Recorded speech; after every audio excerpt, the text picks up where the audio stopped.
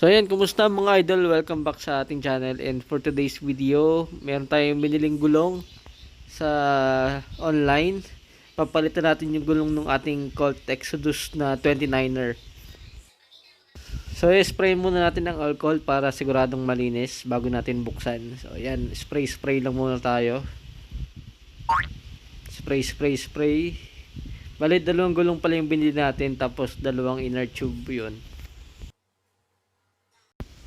So ayan, bali, yan, catering gamit natin pambukas. Ayan, ingat-ingat na lang kasi matulis. Wala akong nakita ng gunting, kaya ito na lang yung gamitin natin.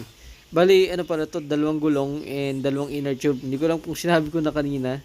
Pero yun, ingat-ingat sa paggamit, and i-check nyo yung hinihiwa nyo. Baka yung mahiwa nyo is yung inner tube. So, sayang yun. Panigurado. Ayan, iyan lang natin. Sirain na natin kasi hindi naman rin naman magagamit eh. Pero maganda yung packaging nila kasi hindi nila tinapik yung yung mismong gulong. Kasi wired tire ng 700C. Yan, pasensya na rin dun sa background music natin dito sa video kasi merong nanonood ng may nagti-TikTok, may nanonood ng TikTok. Yan, malapit na natin mabuksan mga lodi. Yan, yung dalawang inner tube. Hindi ko alam kung anong brand ng inner tube na yan eh, pero yun. Ilalag ko na lang mamaya dito kung magkano yung bili natin dito sa gulong and sa inner tube, and kung saan natin siya nabili, pati yung yung size nitong size and brand. So yung brand pala niya is yung Compass. Yan, Compass. Ang gulong na hindi na ililigaw, Compass. Yan, Compass, baka naman. Hanapin natin yung size. Yung size nitong ng gulong. So hindi ko makita. Kita ba? Hindi makita. Yan, kita naman. Yung size is 700 by 35C.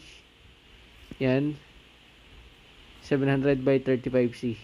Medyo manipis na siya kung i-compare mo doon sa stock na gulong ng ating ginagapit na bike, yung 29er na ano bang size nun? 2 by 10 ata yung stock nung So ingat na lang sa paggamit ng cutter, baka mahiwa yung gulong, sayang, mabubutas. Ayan, pati yung inner tube. Kaya pala, ikakabit na rin natin siya do sa do sa MTB natin.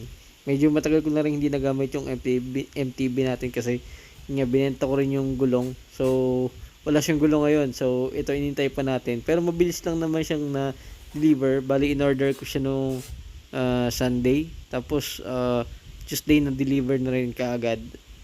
Bali, sa pa siya nanggaling sa Bulacan. Pero yung mabilis lang talaga yung yung delivery. So ikakabit na natin siya maya.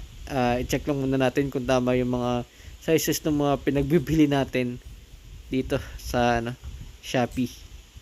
Ingat sa paggamit ng cutter, baka mahiwa yung inner tube. So mga idol, mukhang tama naman yung mga sizes ng mga binili natin. Yan, 700 by 35C na gulong na Compass na brand, tapos yung inner tube 700 by 35C din. So yan, dali na natin sa baba and ikabit na rin natin para magamit na natin yung bike. So bali pala yung gagamitin natin na na rim is yung stock pa din ng ating MTB na Colt. Yan, yung yung stock. Medyo mabigat siya kasi yung spokes niya is steel. Yan, bakal. So yung pasensya na sa background, may mga tubig, may mga hagdanan, may walis, may mga sapatos and chinelas. Yan, naka shorts lang tayo and nakapaa. Yan, meron pa tayong bote ng mineral na may lupa. Yan, ito yung interior ikakabit natin. Hindi ko alam kung itong rims na to is tubeless ready, pero yung stock nung nung ano natin, nung MTB. So, ikabit na natin ang ating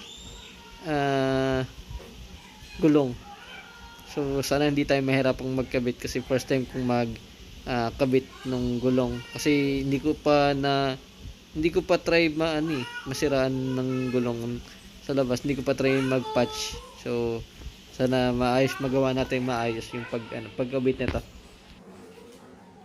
Bago nyo pala ikabit yung mismong gulong is hanginan nyo muna ng konti yung interior. Hanginan nyo lang ng konti para ma-check nyo din kung may butas and para madali siyang ipasok sa rims or sa gulong. Yan, bago nyo rin pala ikabit yung gulong, i-check nyo rin yung pinaka-gulong yun kasi merong merong arrow na dapat sundin para yung tamang pag-ikot ng gulong, yung pauna. So yan, alos lahat naman ng gulong na merong yung mga ganyan. Mukhang sira pa ata yung natin, yung panghangin natin. So tingnan natin mamaya. Okay naman. Kasi gato na yung yung pinaka-tube ng hanginan. So napuputol na siya. Tagalan. Parang lumutong na. Kaya kung makikita nyo medyo maiksi na siya. And hindi na yung kagaya natin na medyo dapat medyo mahaba yun naputol na lang naputol. So yun mga idol, bali babalikan ko na lang kay mamaya pag natapos na nating ikabit yung ating gulong and ikakabit na rin natin doon sa ating MTB para at least makita nyo yung yung clearance niya sa doon sa mismong frame at saka sa fork, sa rigid fork natin. So yan, kita-kita na mamaya pag natapos na nating kabit lahat. So yun, ingat-ingat mga idol. Yan, good morning mga idol, welcome back again sa ating channel. And for today's video, nandito tayo ngayon sa Marcos Highway. Mag-short ride lang tayo saglit. So time check natin is 6:09, umalis tayo ng mga 5:30. Hinihintay na lang natin si Abel at saka si Onel.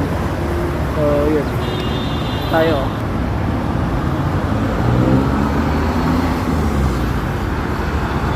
So yun mga idol, ito na pala yung bike natin nung napalitan natin ng gulong to 700 by 35C. So yun yung clearance niya sa frame. Yung frame natin is 29er na small. Yan, yun yung sa likuran. Tingnan natin sa harap. Yun. So yan naman yung sa natin, sa rigid fork na universal yung size. Malaki yung clearance. So yun. So yun mga idol, sana nagustuhan niyo yung video. Please like, comment and subscribe kung gustuhan niyo yung video. So yun, magpapaalam muna ako. See you sa next video. Ingat kayo lagi and God bless. Bye bye.